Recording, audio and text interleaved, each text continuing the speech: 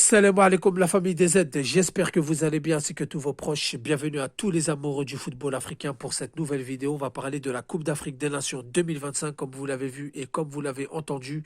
Les tirages au sort pour les groupes a été effectué et je peux vous dire que ça s'annonce très très lourd. Donc les amis, dans cette CAN, comme je vous ai dit dans une vidéo précédente, il y aura du niveau car la logique a été respectée dans chaque chapeau. Les équipes sont là où elles doivent être. Ça c'est une bonne chose, mis à part peut-être les surprises de l'élimination de la Guinée-Conakry face à la Tanzanie et du Ghana dans le groupe du Soudan, hein, qui est dans le groupe de l'Algérie. Mais voilà, normalement, en toute logique, il y a les équipes qui doivent être là, qui reviennent pour certains au devant de la scène, d'autres revanchards et d'autres qui doivent confirmer tout simplement. Donc les amis, je rappelle que cette Coupe d'Afrique des Nations aura lieu au Maroc du 21 décembre 2025 au 18 janvier 2026. Donc les amis, le but de cette vidéo, c'est de vous donner mes 4 favoris. Pourquoi 4? Tout simplement, j'ai pris les 4 places demi-finalistes que je vois et que j'aimerais voir. Je vais vous donner les pays, je vais vous donner les arguments et vous en commentaire, bien évidemment, vous allez me dire ce que vous en pensez. Donc les amis, les 4 demi-finalistes que je vois.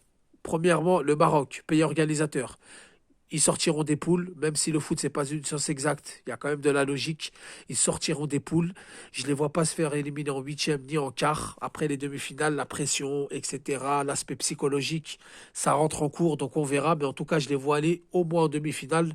Ils ont des joueurs comme Hakimi, comme Mazraoui, comme Amrabat, comme Brahim Diaz, comme Ben Seguir, pour ne citer que ceux-là, qui sont confirmés au niveau international. Après leur demi-finale à la Coupe du Monde, malgré leur flop à la dernière CAN, défaite face à l'Afrique du Sud, voilà, il leur manquait peut-être ce petit truc. Ils sont quand même sortis des poules en terre subsaharienne. On sait que l'Algérie, le Maroc et la Tunisie ont toujours eu du mal, surtout l'Algérie et le Maroc. Donc là, c'est à domicile, c'est une autre histoire. Donc, ultime favori, je les vois gagner leur place en demi-finale. Ensuite, les amis, je vais peut-être vous choquer, mais je vais dire mon pays, l'Algérie, tout simplement, pas par nationalisme ou par chauvinisme.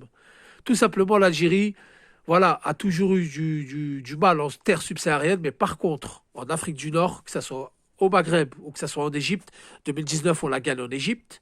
Bon, en 86, en Égypte, on avait fait un mauvais parcours, mais bon, on avait une grosse équipe. On s'était fait éliminer au premier tour, mais c'était un autre contexte. Il y avait des embrouilles en interne, il y avait des joueurs qui se battaient dessus, ça jouait un petit peu personnel. On connaît ces histoires en Algérie de perso, d'ego, de clan. Donc on était en plein dedans, et d'ailleurs, on avait même raté notre Coupe du Monde à cause de ça.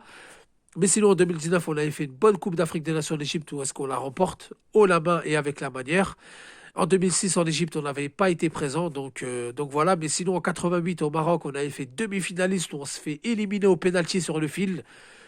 Donc et en 90, à domicile, on la gagne. Donc on sera en Afrique du Nord, on sera à domicile, il y aura nos supporters qui vont venir en nombre, plus la compétition avance. Si on sort des poules, les supporters viendront de plus en plus en nombre, plus on avancera, plus ils seront présents.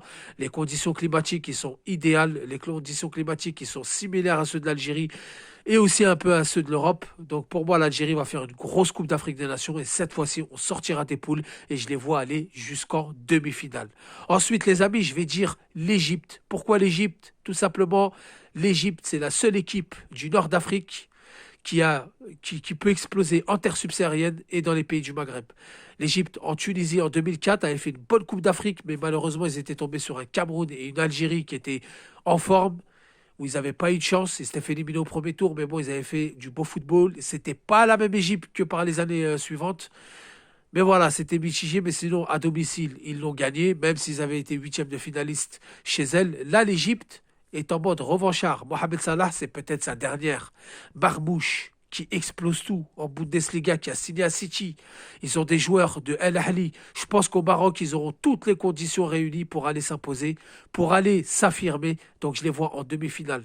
Et enfin, l'Afrique du Sud. Je vais vous choquer, j'ai pas dit le Sénégal, j'ai pas dit le Cameroun, j'ai pas dit la Côte d'Ivoire, j'ai pas dit le Nigeria, j'ai pas dit la Tunisie, j'ai dit l'Afrique du Sud, car l'Afrique du Sud, ils ont toujours proposé du beau football, que ça soit en Afrique du Nord, que ça soit en terre subsaharienne ou même à domicile, ils ont toujours été présents. C'est une équipe qui joue très vite vers l'avant, très athlétique, et ils ont réparé quelque chose qui leur manquait depuis très très très longtemps.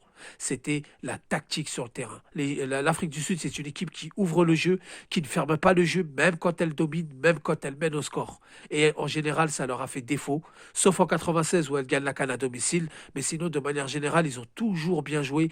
Mais malheureusement, faute de tactique sur le terrain, faute de, on va dire, de méchanceté, beaucoup trop naïfs. Ils ont trop ouvert le jeu et ça leur a porté défaut. Aujourd'hui, avec Hugo Brousse, ils l'ont réparé et c'est ce qui a coûté leur qualification en demi-finale à la CAN en Côte d'Ivoire en 2024, où ils avaient notamment battu le Maroc 2-0 en huitième de finale suite à un match héroïque, un match gagné tactiquement sur le terrain.